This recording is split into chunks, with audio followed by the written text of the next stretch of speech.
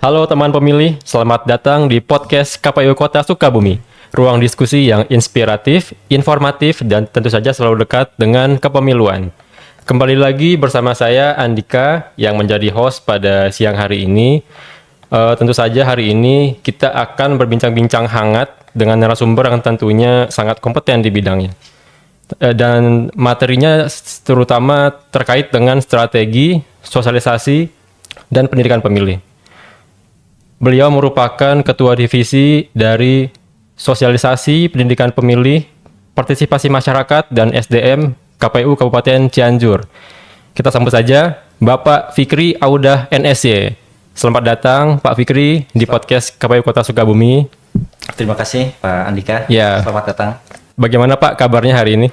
Alhamdulillah baik dan sangat semangat sekali karena bisa hadir di podcast Kota Sukabumi yang luar biasa. Alhamdulillah.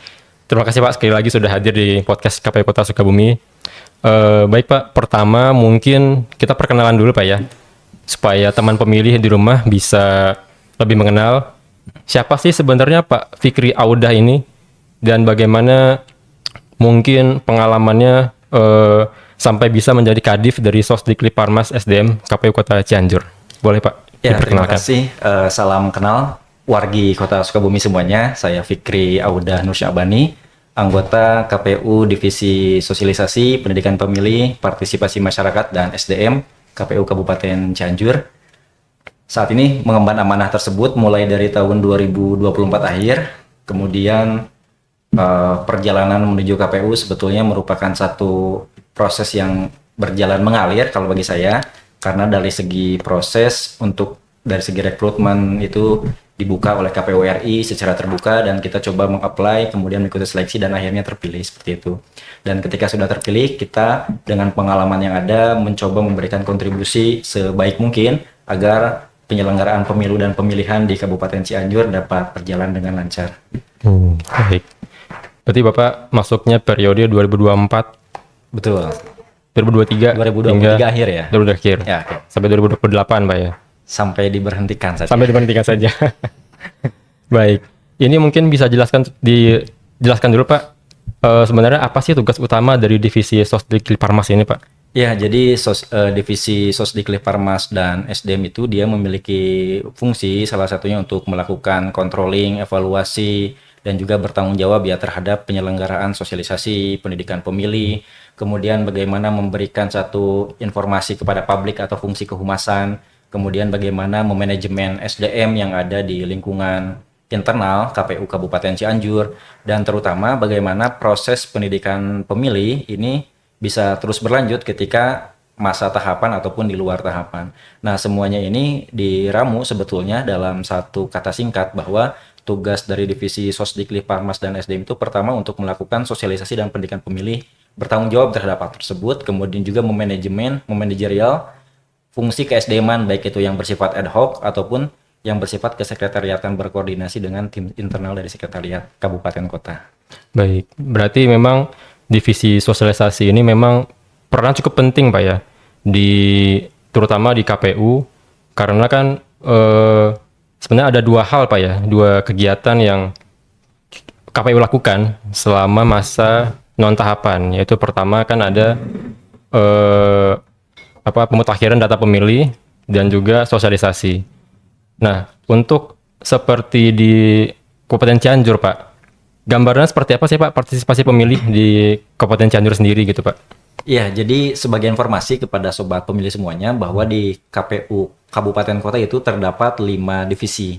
Ada pertama divisi keuangan, umum dan logistik, kemudian divisi sosialisasi, pendidikan pemilih, partisipasi masyarakat dan SDM, kemudian divisi perencanaan data dan informasi atau divisi Rendatin, kemudian divisi teknis penyelenggaraan atau divisi teknis, kemudian divisi hukum dan pengawasan. Nah, 5 divisi ini memang semuanya memiliki peran yang sangat penting pada bidangnya masing-masing, karena ketika satu divisi absen, maka penyelenggaraan pemilu ini bisa saja tidak maksimal. Iya, betul. Jadi semua divisi ini memiliki peran dan fungsi yang sangat vital untuk kesuksesan pemilu ataupun pemilihan di wilayahnya masing-masing. Nah, kemudian ketika berbicara tentang Sosdikli Parmas dan SDM, pasti satu kata kunci yang teringat itu adalah bagaimana sosialisasi di sana, partisipasi di sana, pendidikan pemilih di sana berlangsung. Iya. Nah, itu yang menjadi kata kunci dari divisi kita KSDM-an. Nah, sebetulnya kabupaten dan kota ini memiliki karakteristik yang berbeda. Secara administratif, luas wilayah, kemudian juga jumlah penduduk, ini ada satu kekhasan yang saya kira cukup menonjol antara kabupaten dan kota. Di Kabupaten Cianjur sendiri itu terdiri dari 360 desa ataupun kelurahan. Kemudian kecamatannya itu ada 32 kecamatan. Nah, manajerial ini pasti akan berpengaruh terhadap jumlah tenaga keesdeman. Misalnya ad hoc kepemiluan, yang di sana itu ada PPS, PPK, Pantarli, dan KPPS. Nah, dengan manajemen yang ada, jumlah sedemikian banyak itu, nah ini memang menjadi tantangan tersendiri. Nah, kita biasanya memanfaatkan dalam tanda petik jumlah keesdeman yang banyak ini untuk melakukan sosialisasi juga. Jadi bagaimana setidak-tidaknya mereka menginformasikan kepada lingkungan terdekat, yaitu keluarga ataupun sanak saudara yang lingkungannya masih terjangkau, untuk memberitahukan juga. Jadi secara tidak langsung kami memberikan pesan kepada mereka di dalam berbagai pelatihan, pertemuan, ataupun pesan berantai bahwa sampaikan pemilu ini kepada sanak saudara atau keluarga terdekat. Jangan sampai kita menjadi penyelenggara, anggota terdekat kita, keluarga ataupun saudara itu nggak tahu. Itu juga menjadi agen terdepan untuk melakukan sosialisasi. Iya, betul. Berarti tidak hanya terputus pada antara satu orang dan orang lainnya, tapi juga diteruskan pada yang lainnya gitu Pak ya? Iya betul, ya saya kira itu menjadi hal yang paling penting ya. Keluarga penyelenggara itu harus tahu bahwa ada proses pemilu ataupun tahapan. Bahkan saya sampai menekankan untuk penyelenggara jangan sampai ada yang golput. Haram hukumnya bagi penyelenggara golput gitu lah. Itu yang paling penting Pak, ya betul. Ke teman-teman yang menjadi PPK, PPS, Pantarli kemarin itu ya, waktu pemilu ataupun pilkada. Haram bagi penyelenggara golput. Bagaimana mungkin hukumnya penyelenggara ini nggak nyoblos gitu. Nah, betul. Jadi jangan sampai mereka nggak nyoblos ke TPS, kemudian keluarganya coba ajak. Nah ini keluarganya juga didorong bagaimana mereka bisa menjadi bagian untuk bisa berpartisipasi ataupun hadir di hari pemungutan suara. Iya betul. Karena satu suara sangat berarti Pak ya. Betul. Jangan sampai kita tidak mencoblos begitu di hari H. Kemudian Pak, ini dalam melakukan sosialisasi, terutama di Kabupaten Cianjur, ada nggak sih Pak tantangan yang Bapak hadapi yang mungkin sekiranya teringat di benak Bapak yang mungkin berkesan gitu Pak, tantangannya? Iya, jadi pertama untuk sosialisasi tantangan ini pasti ada. Bagaimanapun fokus kita, tantangan itu pasti ada. Nah, untuk Kabupaten Cianjur sendiri, jika dibandingkan dengan wilayah lain, memang ini secara geografis cukup menantang dengan luas wilayah yang saya kira menjadi salah satu wilayah terluas di Jawa Barat. Sedangkan waktu sosialisasi itu semuanya sama, baik yang kota kabupatennya kecil ataupun yang luas itu sama. Nah, jadi kita memang karena ada luas geografi yang cukup menantang, kemudian juga waktu sosialisasinya saya kira sama dengan semuanya, maka kita coba maksimalkan untuk menjangkau keseluruhan titik di wilayah Kabupaten Cianjur. Kita dorong saja penyelenggara di tingkat desa ataupun di tingkat kecamatan. Nah, harapannya ketika semuanya sudah kita dorong, titik-titik terjauh itu meskipun kita tidak bisa datang secara langsung ke titik tersebut, itu bisa dilaksanakan oleh PPK ataupun PPS. Jadi, tantangan kita pertama itu di geografis. Nah, geografis. Jadi, dari ujung utara ke ujung selatan itu, sobat pemilih di Kota Sukabumi itu bisa menempuh jarak sekitar 6 ataupun 7 jam. Bahkan bisa lebih dari utara ke selatan. Lumayan Pak ya? Ya, jadi kita bisa mengejar sosialisasi 1, 2, 3 titik mungkin kalau untuk wilayah kota yang dekat. Tapi di wilayah paling utara atau paling selatan itu kita membutuhkan waktu yang lebih banyak, mungkin satu hari cuma satu. Nah, tapi kita nggak mungkin kalau satu hari satu. Desa aja 360. Waktu sosialisasi kan terbatas, Pak ya? Terbatas. Jadi kita dorong untuk mengatasi keterbatasan waktu dan geografis tadi, teman-teman di PPK dan PPS itu. Nah, yang kedua, masyarakat di Cianjur juga ini banyak kan. Ada 1,8 juta pemilih lebih. 1,8 juta waktu pilkada kemarin itu. Nah, ini kan perlu kita sentuh nih. Ada 1,8 juta ini ada yang segmentasinya pemilih pemula, pemilih muda, pekerja swasta ataupun profesional, ada yang komunitas, basis keagamaan. Ini kan banyak banget nih. Nah, kita coba bagi itu karena segmentasinya banyak, kita coba sentuh titik-titiknya berdasarkan segmentasi saja. Jadi kita coba bagi berdasarkan ini ada yang segmentasinya pekerja non formal. Kita misalnya pekerja ojek online, angkutan umum kita sentuh. Ini segmentasinya berbasis pemilih keagamaan kita sentuh. Nah, memang yang menjadi tantangan itu masyarakatnya sangat plural, kemudian juga antusias dari masyarakat itu cukup tinggi. Jadi ketika kita belum menyentuh mereka, mereka meminta satu atensi. Ini kita pemilih yang antusias, coba dong sentuh kita. Sedangkan waktu yang ada ini terbatas. Jadi kita coba bervariasi bagaimana sosialisasi ini bisa menyentuh ke berbagai lapisan masyarakat dengan waktu yang ada, dan ya alhamdulillah semuanya bisa kita layani lah gitu kan. Teman-teman yang ingin melakukan sosialisasi. Nah, ini mungkin menyambung dengan jawaban yang tadi Bapak sampaikan, Pak ya. Ada banyak kelompok masyarakat ya, Pak. Ada kelompok marginal, kelompok disabilitas, perempuan, lansia, dan lain-lain. Nah, itu untuk di Kabupaten Cianjur sendiri, bagaimana Pak strateginya untuk melakukan sosialisasi begitu Pak? Apakah Bapak mendatangi langsung kepada kelompok tersebut, melakukan sosialisasi, atau seperti apa Pak metodenya? Jadi yang pertama, metode yang kita lakukan untuk sosialisasi secara utama itu adalah metode langsung dan metode tidak langsung. Metode yang langsung ini kita sentuh kepada komunitas ataupun lembaga ataupun organisasi terkait. Misalnya ke perempuan, kita berkomunikasi dengan organisasi keperempuan yang kiranya mau terlibat dalam proses penyelenggaraan. Kita coba tawarkan kepada sebanyak mungkin organisasi keperempuanan, kemudian juga dari rekan-rekan disabilitas dan segmentasi yang lain. Ketika komunikasi itu terjalin, bagaimana agar pelaksanaan sosialisasi ini berjalan efektif, kemudian juga dapat memberikan satu nilai tambah kepada para peserta yang hadir, kita langsung menentukan waktu dan teknis pelaksanaannya.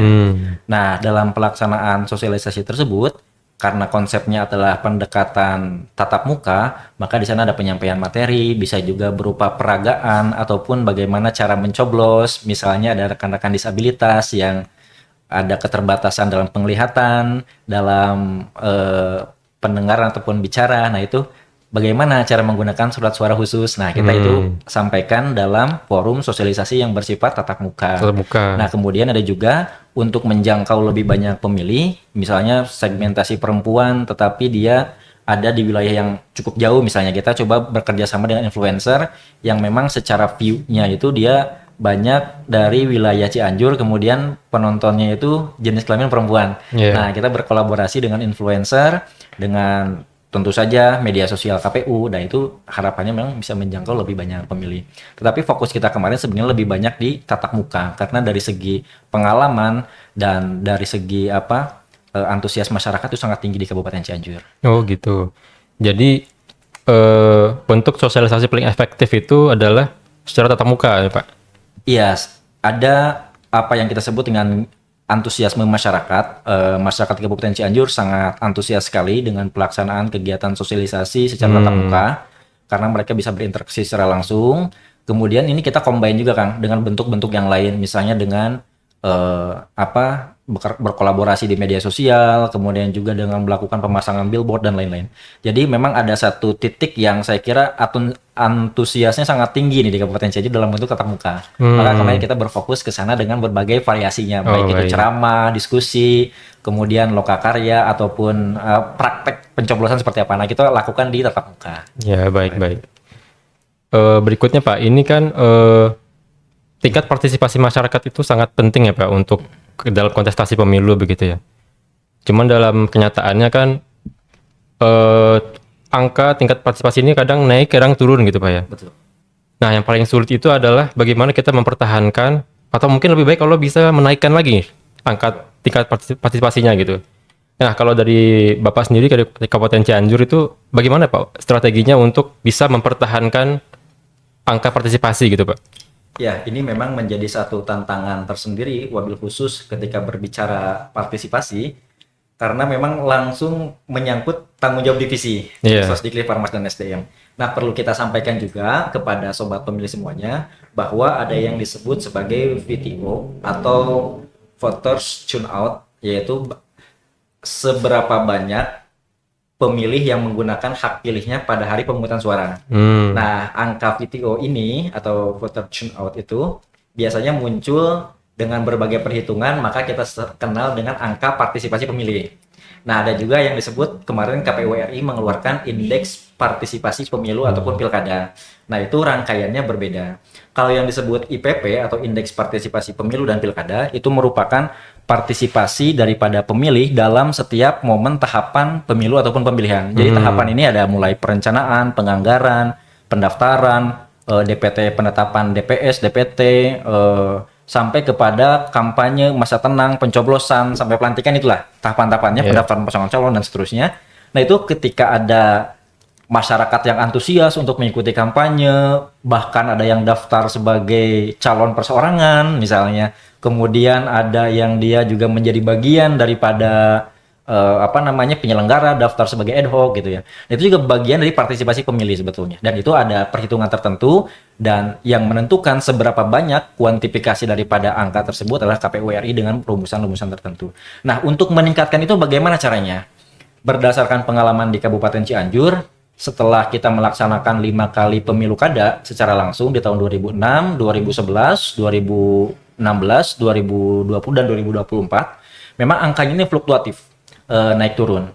Nah terakhir, angka PTO kita atau orang yang menggunakan hak pilih di TPS itu pada tahun 2024 sekitar 61,70 sekian persen. 61. Nah ini memang ada penurunan Kang dibanding pilkada sebelumnya di tahun 2020. Di tahun 2020 itu seingat saya ada sekitar 67%. Oh. Nah ini kok ada penurunan, kita coba gali berbagai aspek. Apa yang menjadi penyebab dari penurunan ini? Kita coba berkaca di tahun tersebut ada apa. Ternyata di tahun tersebut itu ada COVID-19, ada pembatasan gerak gitu ya. Iya, betul. Jadi ada berbagai aktivitas masyarakat dibatasi, dan pada saat itu masyarakat mungkin ada di rumahnya.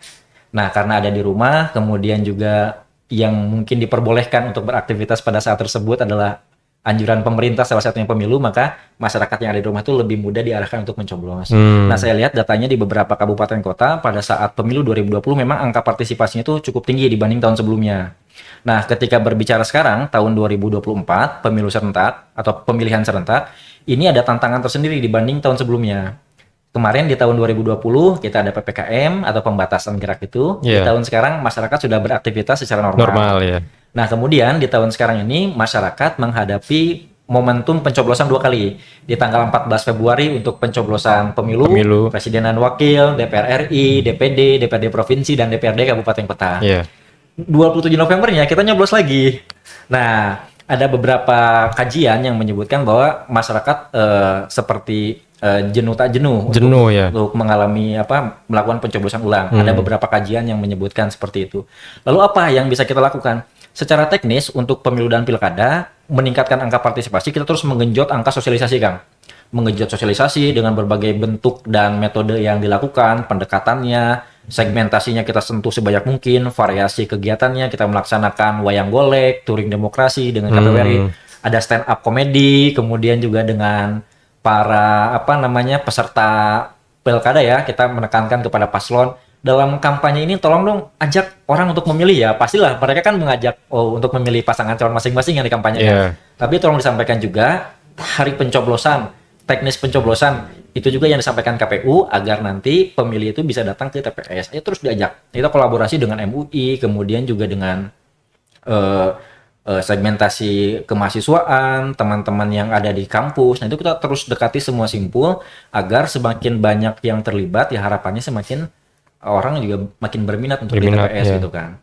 Itu jadi yang kita lakukan kemarin itu lebih banyak bagaimana menyentuh masyarakat secara langsung, berkolaborasi dalam berbagai kesempatan, titik-titik komunitas dan simpul-simpul politik dan simpul-simpul tokoh yang ada di wilayah Kabupaten Cianjur seperti itu kan. Oh, baik. Berarti memang banyak sekali ya Pak faktor yang bisa menentukan tingkat partisipasi masyarakat ini Pak ya. Kemudian nih Pak, masuk ke bagian SDM ya Pak ini Pak.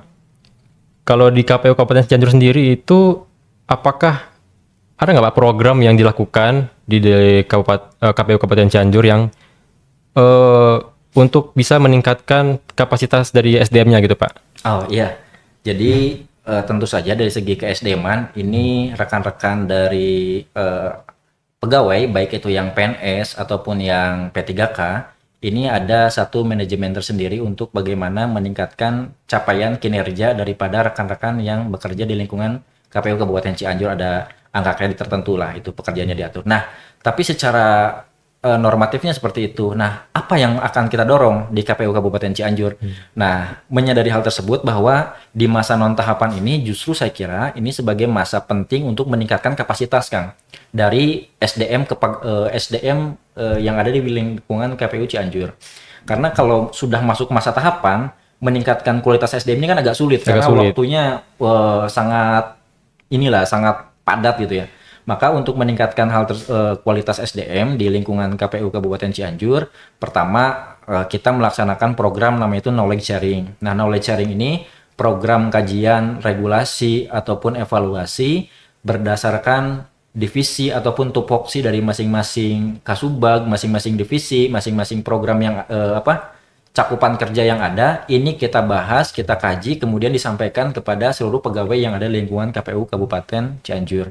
Nah, harapannya ketika ini disampaikan kepada seluruh pegawai yang ada, kemudian juga kita melakukan evaluasi dan kajian terhadap yang sudah dilakukan pada bidang tersebut, ini akan menambah wawasan daripada pegawai yang lain yang bukan divisinya atau bukan bidang kerjanya. Jadi secara holistik, pegawai yang ada di KPU Kabupaten Cianjur itu harapannya paham secara garis besar ataupun pandangan besar bagaimana cara tata kelola kepemiluan yang ada di wilayah KPU Kabupaten Cianjur.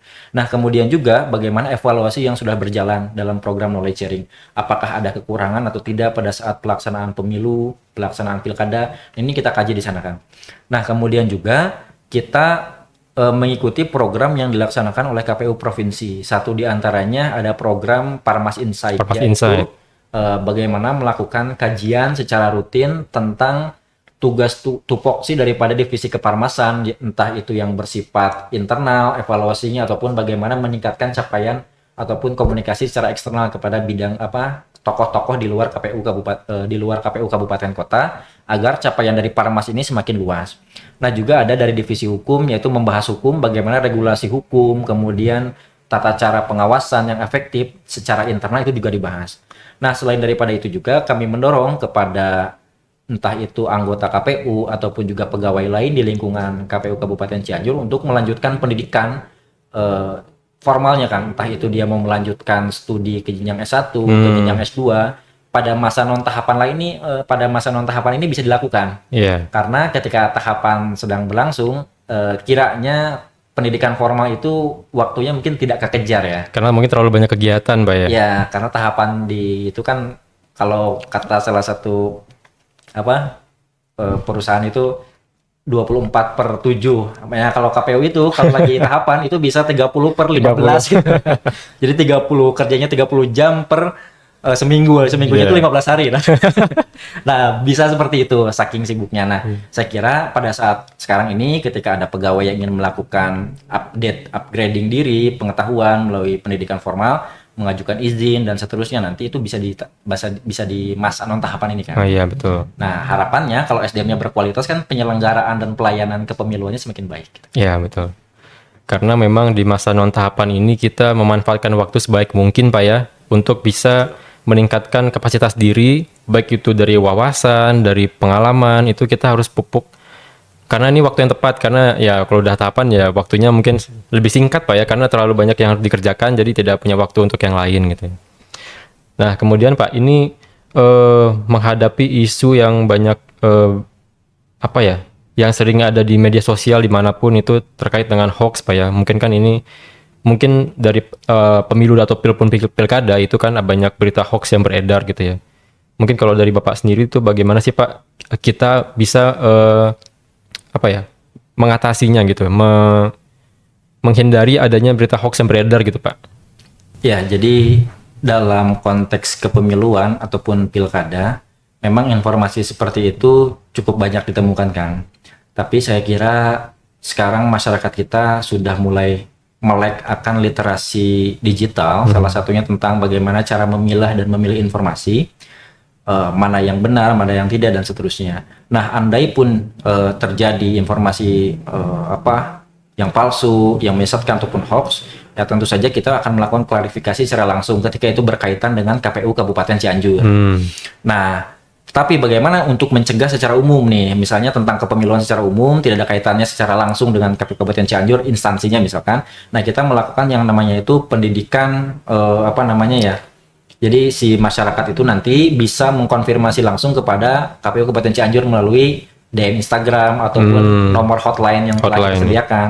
Nah, kemudian juga kita coba menanggapi isu ketika misalnya isu ini beredar, misalnya tentang salah satu tahapan. Nah, ternyata ini sudah menggelinding sedemikian rupa. Ketika isu ini kita nilai bahwa oh ini kayaknya nggak benar, kita coba memberikan klarifikasi bahwa pemberitaan tentang tahapan dan seterusnya ini hoax misalnya atau ini keliru. Nah, kita sampaikan di portal media sosial KPU Kabupaten Cianjur.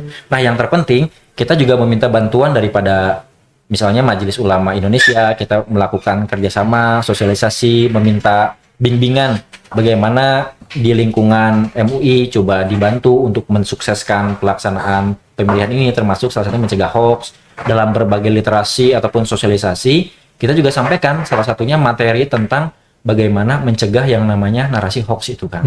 Jadi kita sampaikan secara langsung, di media sosial juga kita tekankan, kolaborasi dengan pihak-pihak terkait pun juga kita laksanakan kan. Agar yang disebut dengan gemak daripada KPU untuk mencegah hoax ini ya semakin bagus gitu kan, masyarakat jadi terhindar daripada narasi hoax tadi. Iya, memang kita pun sebagai lembaga harus bisa meluruskan Pak ya, apa yang mungkin beredar yang itu tidak benar. Itulah fungsinya media sosial mungkin Pak ya, untuk bisa lebih memberitakan berita yang valid dan faktual gitu Pak ya. Betul. Jadi memang kabar yang negatif ini lebih cepat tersiarnya, beredar Pak ya. Ya, dibanding berita baik ataupun berita yang klarifikasinya lah. Nah, kita coba memitigasi dengan cara jangan sampai berita negatif ini muncul duluan. Makanya kita coba setiap tahapan itu dimaksimalkan sebaik mungkin agar tidak ada misinterpretasi dari masyarakat. Kalau sudah kadung menyebar itu kan kita susah juga. Iya, betul. Itu kan. Makanya kita coba mitigasi jangan sampai pemberitaan ini nyampainya ke masyarakat itu jadi miss gitu. Iya, betul. Kemudian Pak, ini saya cerita sedikit, saya pernah berpengalaman sebagai KPPS Pak kebetulan dulu di Bogor. Itu jadi memang pada saat itu saya merasakan bagaimana padatnya waktu pada saat sebelum pemungutan suara ya. Itu banyak sekali kegiatan yang dilakukan, ada BIMTEK segala macam. Itu mungkin hanya sebagian kecil dari kegiatan yang dilakukan oleh KPU gitu ya. Nah, sekarang saya berada di KPU mungkin lebih mengalami lagi nih nanti ke depannya seperti apa aktivitas padatnya KPU terutama pada saat tahapan nantinya gitu ya. Mungkin kalau dari Bapak sendiri kan mungkin Bapak pernah sempat mengalami dulu kan waktu sebelum pemilu Pak ya, sebelum pemilu kan ya. Nah, itu bagaimana sih Pak Bapak dengan banyaknya badan ad hoc itu cara untuk mengkoordinasikan segala halnya itu agar berjalan dengan lurus gitu Pak? Ya, jadi yang pertama ini ada yang disebut sebagai BIMTEK berjenjang. Anggota KPPS ini merupakan ujung tombak dari kesuksesan pemilu ataupun pilkada. Karena mereka lah yang akan menentukan suara ini sah ataupun tidak. KPU Kabupaten sampai KPU RI itu tidak ada wewenang di TPS untuk menentukan suara ini sah atau tidak. Jadi KPPS ini ujung tombakan. Meskipun tugasnya dari banyak. Dan masa kerjanya itu adalah 1 bulan. Nah, tetapi meskipun demikian, tetap harus kita layani bagaimana secara intelektual ataupun pemahaman terkait regulasi setidaknya yang ada di TPS lah. Paham regulasi secara mendasarnya kan. Nah, kita untuk mencapai hal tersebut, kita melakukan yang pertama itu adalah BIMTEK secara bertahap atau berjenjang. Kita melakukan BIMTEK terhadap penyelenggara di tingkat kecamatan ataupun PPK. Kemudian setelah kita melakukan bimbingan teknis ataupun penyampaian informasi dan bagaimana pelaksanaan secara langsungnya, itu mereka melakukan BIMTEK juga untuk tingkat desa. Kemudian teman-teman penyelenggara di tingkat desa ini melakukan pembahasan ataupun BIMTEK di tingkat masing-masing, entah itu TPS, per beberapa wilayah gitu ya, yang pada intinya pesertanya itu adalah KPPS. Jadi BIMTEK berjenjang ini dilakukan untuk menyampaikan ilmu. Nah, kemudian kan ada yang namanya gap biasanya ya.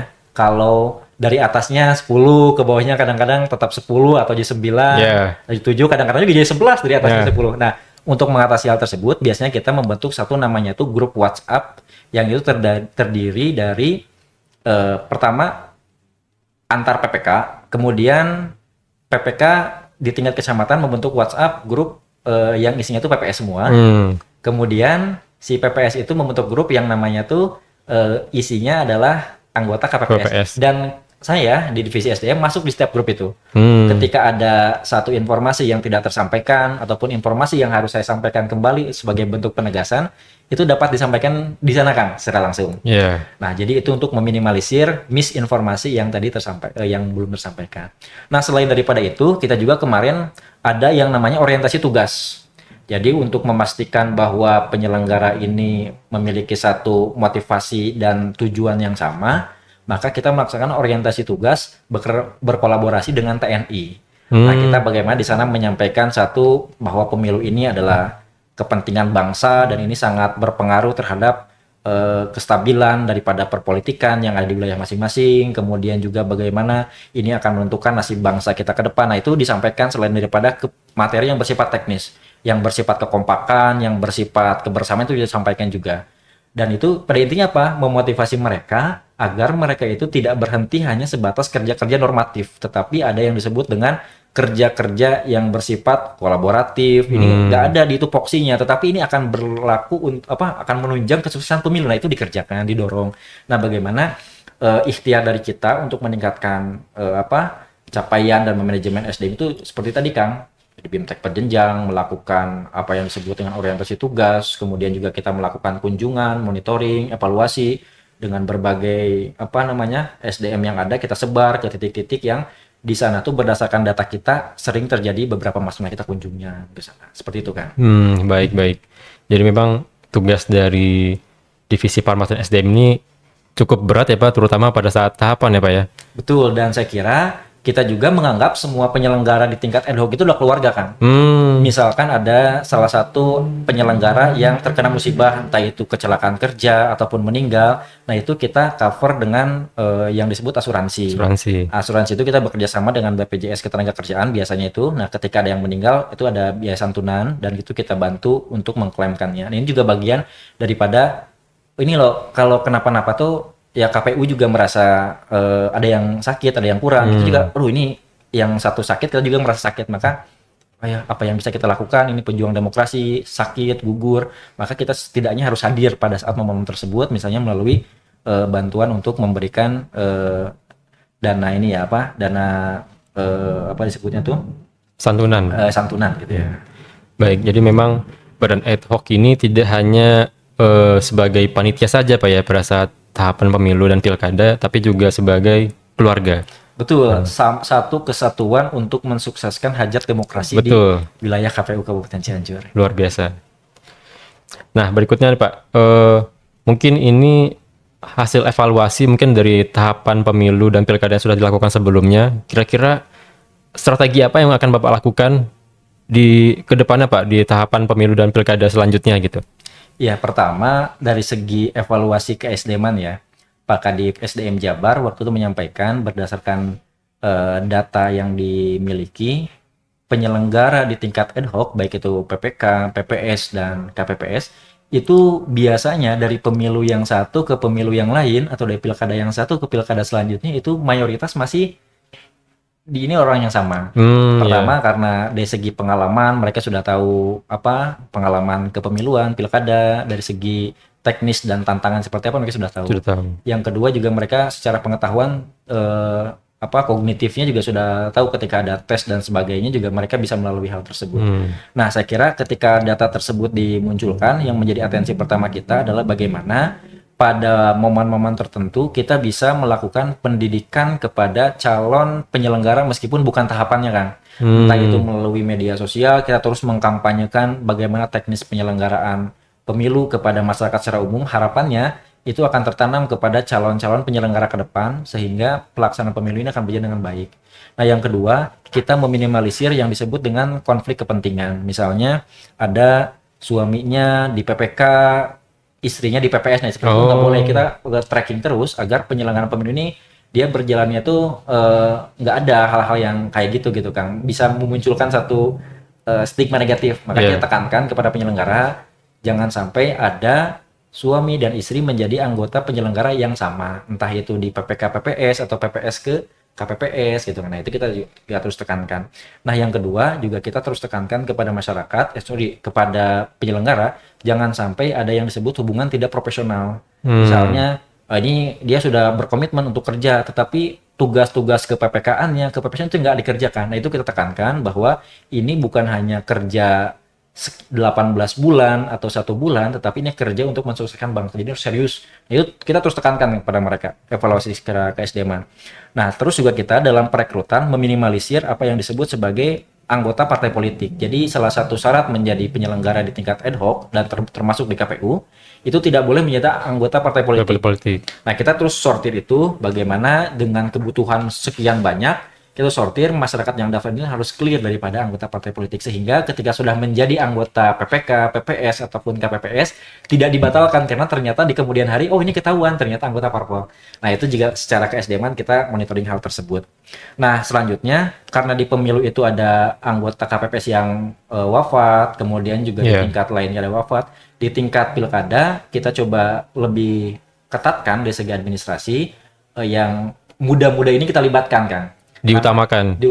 Kenapa? Karena yang lebih muda ini biasanya secara kesehatan, kemampuan fisik itu lebih tahan terhadap sakit. Kemudian juga apa yang disebut kerja berat itu mereka bisa menghandle itu. Nah, kita coba lebih banyak mengakomodir tenaga-tenaga muda, dan tentu saja yang berpengalaman dengan usia yang 40-50 pun kita masih akomodir kan. Nah, tetapi ini kita kolaborasikan dengan yang angkatan muda sehingga kerjanya ini bisa balance gitu ya. Nah, kemudian secara Parmas kita mengevaluasi bahwa titik-titik angka partisipasi yang rendah dengan TPS suara tidak sahnya di mana yang paling banyak, yang TPS-nya itu paling sedikit kehadiran pemilihnya.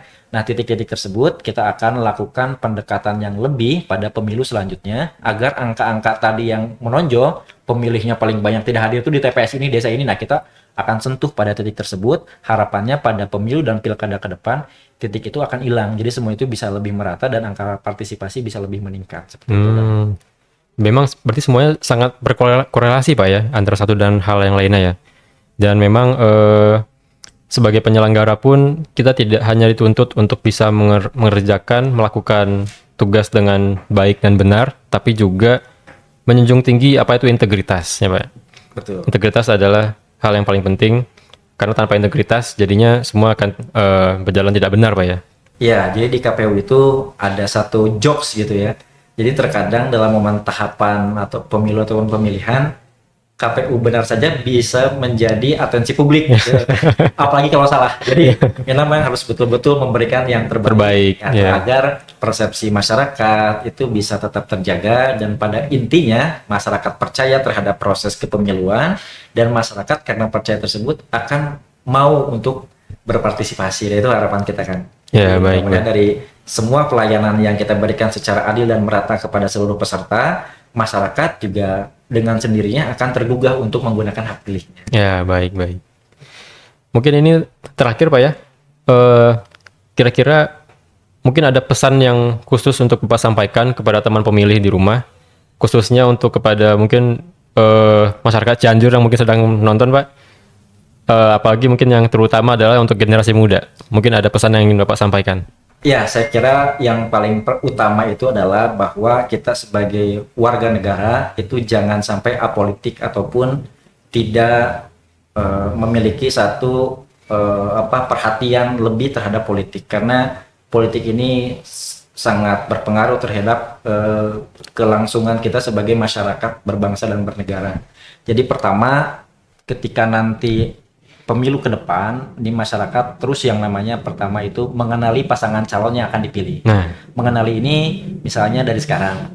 Bagaimana nanti ketika masuk tahapan itu nanti ada calon bupati, calon DPR, calon presiden dan seterusnya, itu dikenali lebih jauh sebelum nanti dicoblos, kenali visi misi dan seterusnya. Ketika hasil pilihan rekan-rekan semuanya atau masyarakat khususnya itu yang mencoblos, ternyata misalnya jadi anggota dewan, kemudian jadi bupati, jadi wali kota, jadi gubernur, jadi presiden, jadi wakil presiden. Nah, itu ketika ada ini janji kampanyenya tidak sesuai, ini kok praktiknya beda dan seterusnya, itu rekan-rekan bisa menyalurkan ketidaksesuaian tersebut atau protes tersebut dalam kanal-kanal yang Disediakan. sudah disediakan, misalnya melalui silaturahmi, audiensi, ataupun melalui media sosialnya. Kang, ini di kampanye di sini katanya mau ada perbaikan atau kita informasinya ini mau dilakukan misalnya jalan dan seterusnya. Nah, itu bisa disampaikan kepada calon kepada yang sudah jadi gitu ya, calon yang sudah jadi, entah Iya. ada bupati, DPR, gubernur dan seterusnya gitu ya. Nah, kenapa? Karena setelah pencoblosan selesai, ya tugas kita juga sebetulnya bisa menjadi mengawal gitu kan proses berjalannya Iya, pemerintahan betul. yang ada, dan itu tidak mesti dilakukan dengan cara yang anarkis, tidak mesti dilakukan dengan cara yang menyebabkan korban jiwa, luka-luka, atau bahkan sampai merusak fasilitas yang ada. Nah, saya kira saluran-saluran ketidakpuasan hasil daripada pencoblosan yang sudah dilakukan itu sudah disediakan, maka rekan-rekan untuk bisa mengawal pilihan yang sudah diberikan dengan cara yang sesuai peraturan yang ada. Ya. Jadi demikian, Kang. Baik, Dan baik. jangan lupa untuk terus menggunakan hak pilih, salurkan hak pilih nanti pada saat yang telah ditentukan di hari pemungutan suara. Ya, gunakan hak pilih di hari H ya. Ya, memang apa namanya? Selain kita sebagai masyarakat memiliki hak untuk menyalurkan hak suara, kita juga memiliki hak untuk menuntut, Pak ya, menuntut apa yang sudah dijanjikan oleh siapa yang sudah kita pilih gitu, Pak ya. Pada dasarnya masyarakat ini adalah satu satu pilar yang paling penting saya kira dalam proses berdemokrasi, berbangsa dan bernegara. Jadi masyarakat saya kira ini memiliki satu suara yang mesti didengarkan, tidak hanya saat pemilu, tetapi setelah pemilu ataupun pemilihan pun mereka memiliki suara yang saya kira perlu diatensi secara maksimal oleh setiap pemangku kebijakan. Baik, baik. Luar biasa, Pak. Terima kasih banyak, Pak, atas sharing pengalamannya yang sudah hadir di KPU Kota Sukabumi. Ini mungkin masih banyak yang harus disampaikan, cuman karena mungkin keterbatasan waktu, Pak ya. Jadi kita cukupkan sampai di sini. Terima kasih Pak Fikri sudah hadir di podcast KPU Kota Sukabumi. Pak Andika. Ya, kepada teman pemilih di rumah, saksikan terus podcast KPU Kota Sukabumi dan sampai jumpa. Salam melayani.